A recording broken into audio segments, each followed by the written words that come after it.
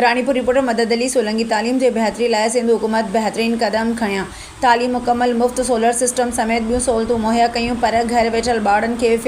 Full four दाख़िल करायो वञे। Director Ali Akbar Kalhoro, director secondary region Sukkur. Report मूजिबि तालीम खे बहितर बनाइण जे लाइ सिंध हुकूमत ऐं तालीम जे वज़ीर पारां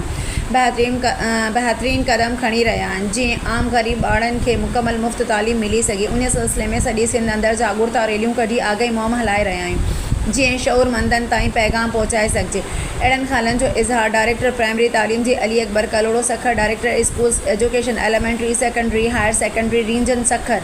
हाफ़िज़ Shahabuddin, under DAO secondary Abdul Sami Bhamro ऐं ॿियनि सिटी प्रेस क्लब रानीपुर जे साफ़िन सैद ज़वार शाह, फ़कीर मोहम्मद, जुनैद अहमद,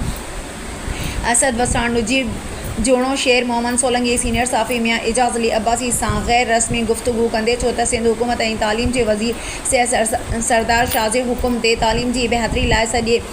सिंध में जागरूकता रैलियूं कढियूं पयूं वञनि जंहिं ज़रिए आगाही घर घर ताईं पहुचाए घर वेठल हज़ारें ॿारनि खे सरकारी स्कूल में दाख़िल कराए सघूं। Director Hafiz Shahabuddin, under region Sukkur, director primary Ali Akbar Kalhoro साहब, DAO सेकेंडरी खैरपुर अब्दुल समी भमरो ऐं ॿियनि वधीक चयो त हिन वक़्तु सिंध हुकूमत तमामु सहूलियतूं मुहैया पई करे मुफ़्त किताब, कलम, पेनूं, बुक, ड्रेसूं, वज़ीफ़ो, जॾहिं त सोलर सिस्टम, पीअण जे पाणीअ जी बि बहितरीन सहूलियत मुहैया कयूं पयूं वञनि। हिन वधीक चयो त असां वालिदैन समाज